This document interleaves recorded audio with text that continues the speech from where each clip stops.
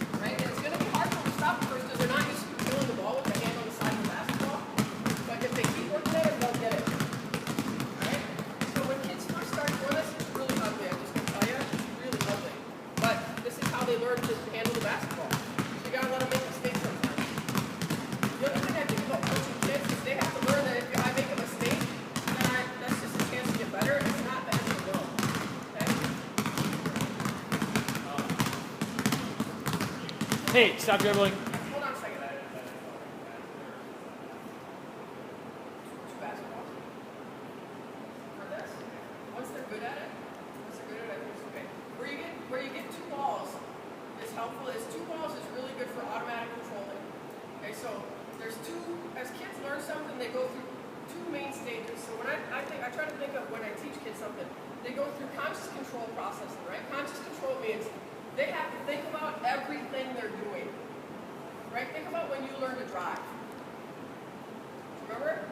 You're going, all you know is your parents turn the wheel like this, and so that's how you start to drive, and you're thinking about everything you do. And pretty soon,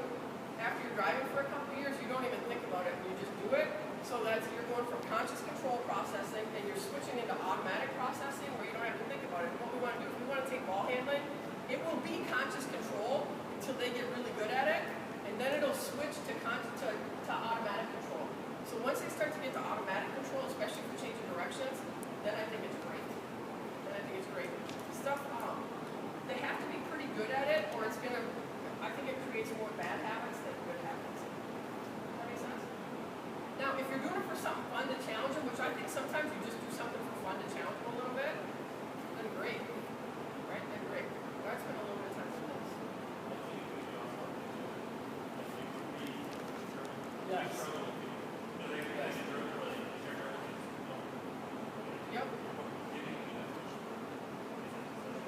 Yep. So we will work on the push dribble once they get this. But here's what happens. I think we go from expecting them to be able to do a good crossover or a good change of direction and then being able to push it out. They don't even know how to control the ball. Right? So if I'm going to try to teach a kid, all right, we're going to teach you how to do a pullback crossover, right? And to be able to push it out on your next step. I'm going to teach them the right footwork for that. They can't do that well until they know how to control the direction of the ball. Right? So get them good at this, right? And other direction things. And now that pullback crossover, right, into the right footwork is really easy. Does that make sense? But we're asking them to do a skill that they don't have the foundation for. Right? And then we go, well, why can't they do that? Well, because they don't have they don't know how to direct the basketball yet. Does that make sense? Now, you start to teach that before they're good at it, so they know how to apply it. But you have to make sure, I think we want to go right away to, what are we going to use in a game? They don't have the skill to do it. They don't have the foundation to do it. Does that make sense? Why can't they do it? Well, because we're not teaching them how to do it. Does that make sense? Okay, so, crossover, and then we would add a dribble. Now again, I don't care if you look at the ball. Okay, I think too many times we teach kids don't look at the ball when you're dribbling, but think about the logic of that. I always try to think of how does this apply to the game. I played 100 years ago. I always try to think of how does this apply to the game. So, if Paige is guarding me, and she's guarding me tight enough to have to move the basketball to control it or to make a change of direction, what should I be looking at? The ball. My job is to maintain control of the ball, right? So we always think you gotta look up in case somebody's open. Well, I don't care if anybody's open. I'm just trying to make it so Paige can't steal the ball.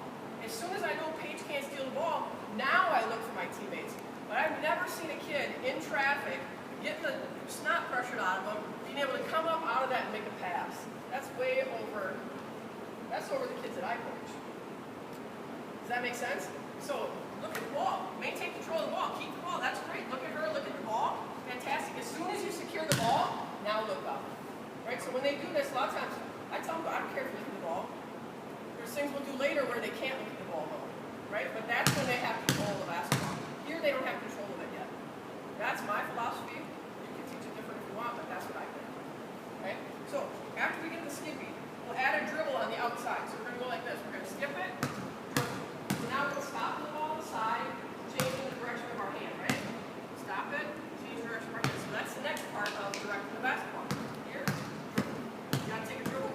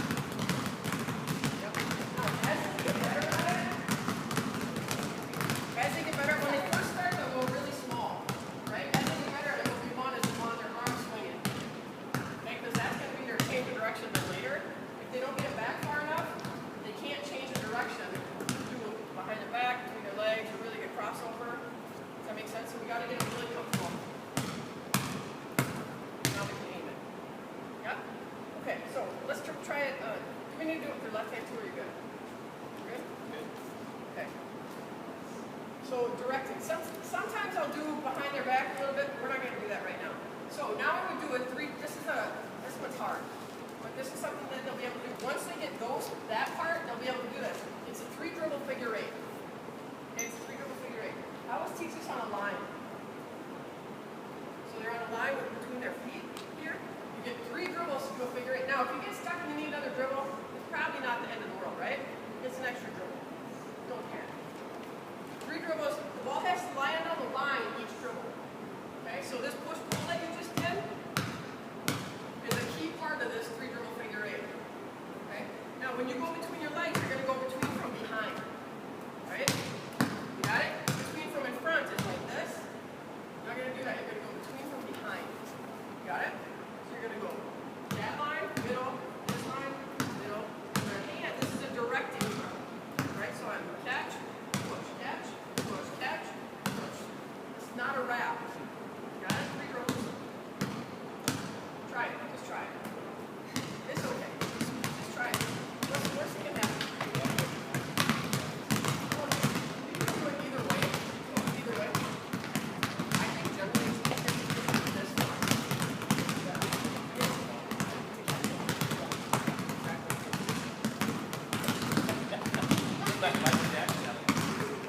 So you'll be able to tell the kids that aren't very comfortable swinging their arm back are going to struggle with this.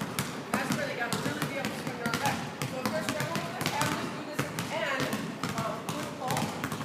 That's where you're going to swing their arm. Jason, hand is great at this. So you're going to go here. Now I can see this. Super easy. Push pull. Extend his arm. Right? I don't know how much it looks like you practice a lot. Does that make sense? So you can do it from behind, and then you can switch it. Go from the front. Now, I wouldn't go from the front until they're good at going from the back, because the hardest part is the catch. Got it? The hardest part is the catch on between your legs. Does that make sense?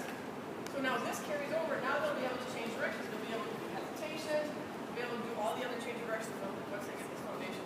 So that's the directions. Next thing I would do is wrap things. So wrap. I always start with 1 foot, 1 dribble. Let's do 1 foot, 2 dribbles. Okay, 1 foot, 2 dribbles. So here's what you're going to do. You're going to dribble with your left hand. You're going to wrap it around our right foot. You're going to dribble with your left hand, crossover, wrap. 1 bounce, crossover, wrap. 1 bounce, crossover, wrap. Now to do this, you got to get your hand on the side of the ball. Watch your crossover. If it's up and down, you're not going to be able to wrap. You got to squeeze it so it sticks to your hand. So try it once, just standing there. You can get it to stick to your hand. Start with your left hand. Skip it to your right hand. See if you can get it to stick to your hand. If it doesn't feel like it's sticking, then your crossover's not flat enough.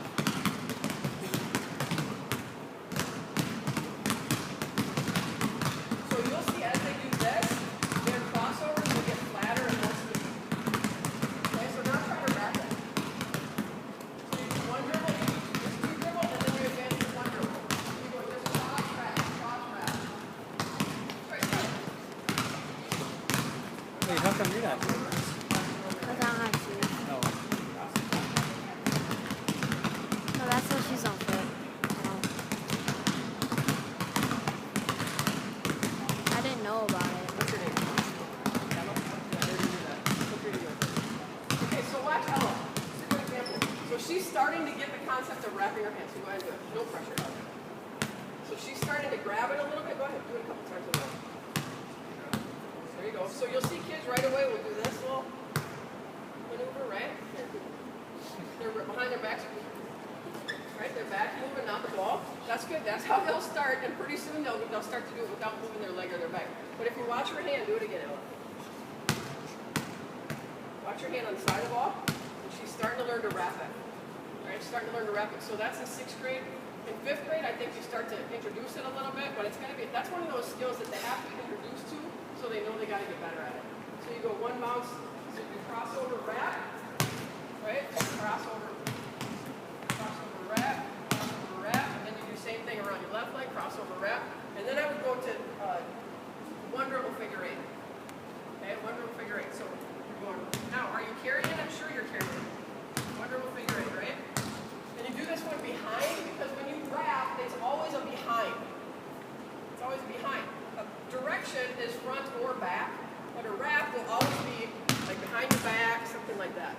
spin. Right? I can grab all the way behind. Does that make sense? Try a one dribble figure eight. See what happens. That's right. So grab it from behind. Grab it from behind. Yep. There you go. That's it. Yep.